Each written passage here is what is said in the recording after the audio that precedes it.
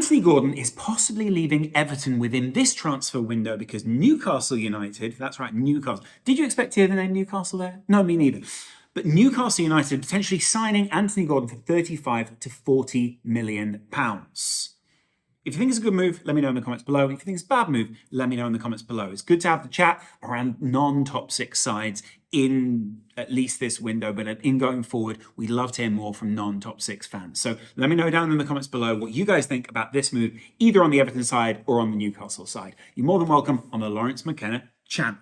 Now, Newcastle are apparently in on this move that, well, Chelsea have been used to for, or at least wanting for a little while now. We've known that for a couple of months, at least since the last transfer window, and we've known that Gordon has got the potential, at least, to go on to do bigger and better things than he's already achieving. Transfer-wise for Everton, I think this really does show their ambition overall. If you're willing to spend 35 to 40 million on a young player, and you're sort of making it your policy to sign young, promising talents, rather than necessarily all proven talents in the game, mixture of you've got your vets in the team, and then obviously your young talented players, that's great. And if you can afford to drop 35 to 40 million on a player who isn't doing particularly well, but you know that there is some value in there, then it's fantastic. And it definitely shows Everton are the lack of ambition. They've spent a lot. Newcastle are the ambition, but they are spending in the right areas, or at least what you'd hope are the right areas. They've also got a player who's coming from a club where he's probably not going to be treated like the superstar. He's probably going to have a good temperament for dealing with it. They're probably going to have a good temperament for dealing with,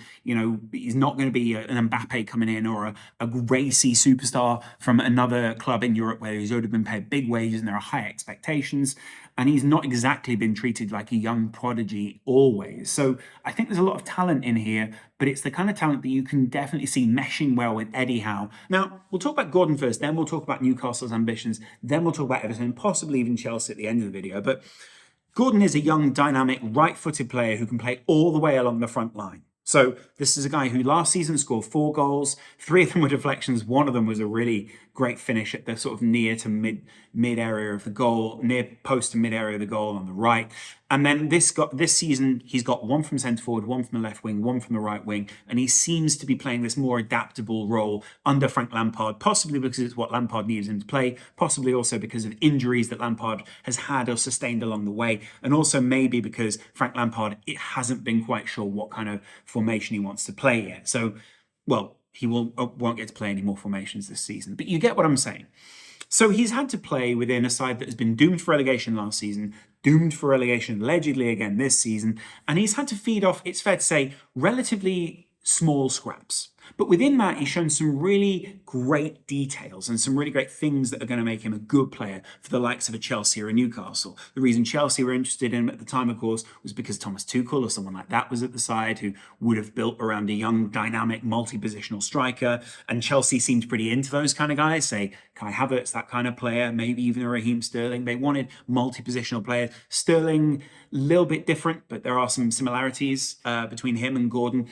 But it's interesting at least to think of what could have been at Chelsea, because Graham Potter maybe would have also thrived with someone like Gordon. But I guess it's transpired that Newcastle are leading the way. Talk about more in Newcastle in a second. Now, interestingly, you've obviously got the great aspects. He can carry the ball really well. He's not a particularly sort of stylish player. He's technically brilliant. We can play multiple positions within that. But he's 6 foot, which helps him. Actually, I think he's just sub 6 foot, but I don't want to tell a young kid that. I think he may be making 6 foot at some point. Wins a lot of his aerial duels, and he's also really great work in defence as well. So if you stick him out on the right wing, he could play that kind of right wing back role, come sort of drop deep winger type. I quite like that as an idea, especially if it's under someone like Eddie Howe. But at the same time, you've also got someone who, if he is just an out-and-out winger, will do the defensive work. And I kind of was originally thinking, how would Eddie Howe deploy him, right?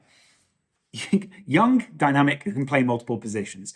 Who do these signings remind you of when, say, Jurgen Klopp first came into the Premier League and decided to change the dynamism of that front line? You got the likes of a Mane and a Salah and people who, some people would have said, oh, they're very one-dimensional, they can only really achieve in this kind of position and they don't get a good enough goal return, or, they only get X goals and they'll never make it at the top level.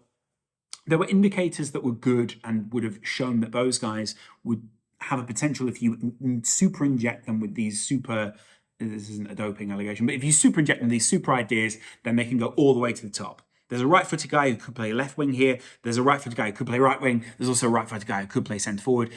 But you get these kind of vibes of, okay, we've got someone who's young, dynamic, incredibly direct, and he's not a Mudryk, he's not necessarily your Ballon d'Or type, but this is maybe he is, but, Mudryk, having signed for Chelsea, you'd imagine now would still have the aspirations of a Ballon d'Or, where if they'd signed a Gordon, you would have said he would have had a couple of years to improve. They're two very different talents, treated in two very different ways, weirdly, but you can see the difference between two. Mudryk has got this kind of close, brilliant control in the box. Gordon's got a great, close, brilliant control, but there's also an element of pace as well that Mudryk also had. So there are some comparisons between the two, and maybe the Shakhtar hype machine sort of built Chelsea up to a certain degree. They lost sight of it and they just went for someone else. So Newcastle are getting this great player with a great work rate. He's really adaptable in the front line. You imagine that if he was to sign for Newcastle, especially if you look at the formation, I've got the formation just over here, then you can see him hooking up with the other players really well, such as a Bruno Guimaraes just feeding the ball out to the wing there, letting him beat people with the pace, letting him whip crosses into the likes of,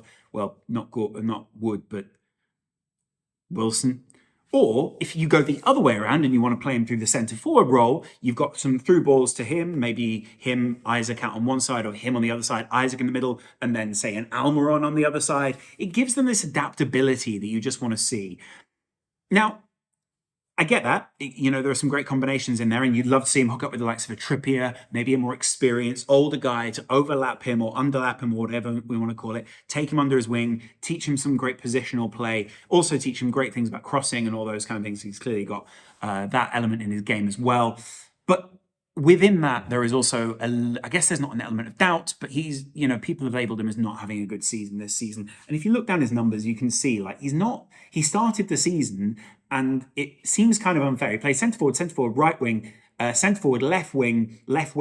He's being moved all over the place as he starts the games, right? Lampard clearly couldn't settle on a consistent formation. There were loads of really poor results in there as well. They started the season really poorly.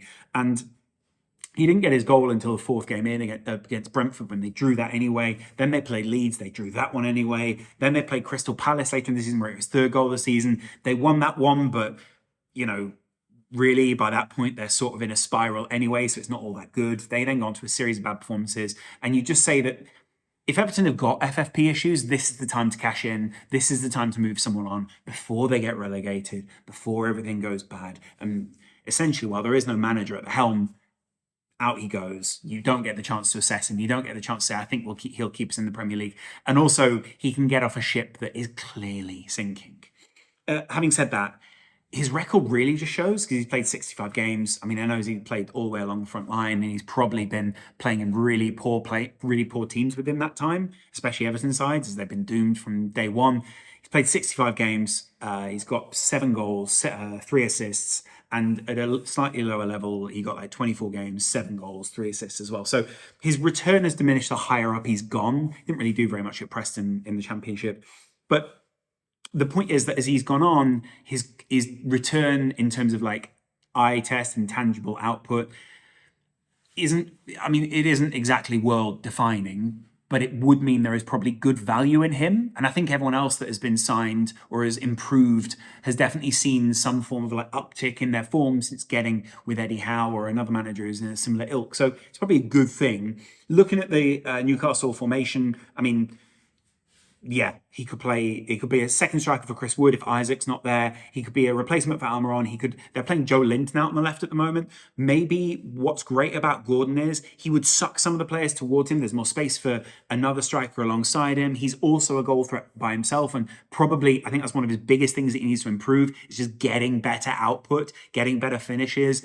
There's definitely players at the club that can teach him that as well, whereas at Everton, they just don't have the time to develop him right now. It's game to game. Got to stay up. Got to get results. And he's not been in the squad. He wasn't in the squad against City. He wasn't in the squad against Brighton. He was on the bench, I think, against West Ham in his last game. He only played 20 minutes against a loss. In a loss against Southampton, in which even the Southampton manager acknowledged it was a physical game. Now, he's a physical player, but he's still a young specimen. He's got a lot of time to grow. He needs to grow into his body a little bit, I think. I met him, I was alongside him. He still very much looks like a teenager.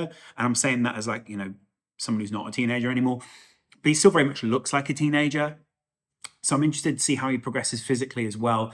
And at a club like Newcastle, where clearly they're progressing on all fronts, health-wise, performance-wise, doctor-wise, all these kind of things, you'd expect there are some metrics here. They see some value in signing him for 35, 40 million. Maybe so there are some add-ons in there somewhere. I think that would be great. But it's bad for Everton.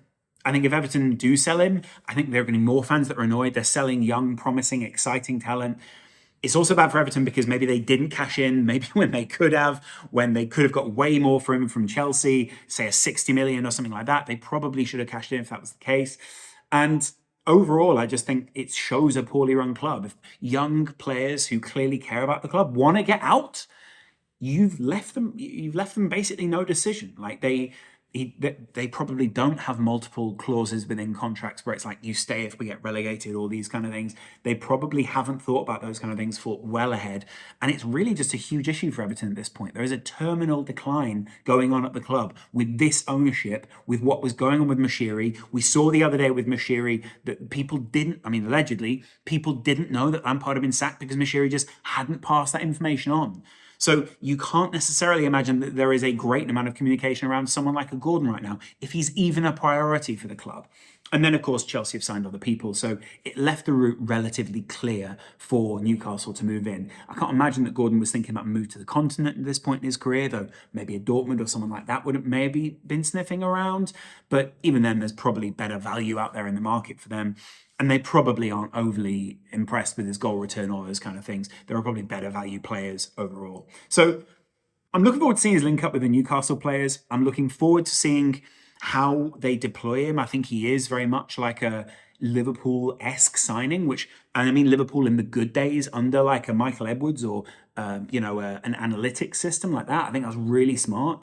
And I also, having met him, he's got the demeanor of obviously a young footballer. He's quite not diminutive, but he is sort of quite inside himself. But he was quite charismatic, quite funny. But he doesn't have that kind of, he's not a Declan Rice or someone like that. He's clearly a very promising player, but he's not outgoing like that. And I also think he's got some areas where he can improve. And clearly they will see value in these things. It possibly being more like a Nunez situation where it's like, hey, you're getting into the right positions. If we teach you to finish, good.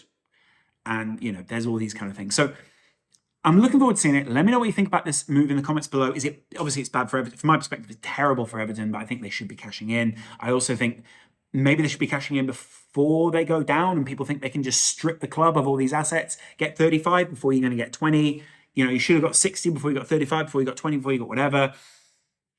Maybe what's out now.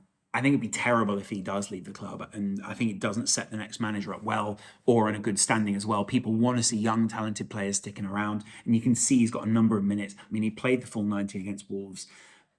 Before that, he didn't have the same amount of minutes, but disappointing. Let me know what you think in the comments below, and I'll chat to you guys in a while. Much love.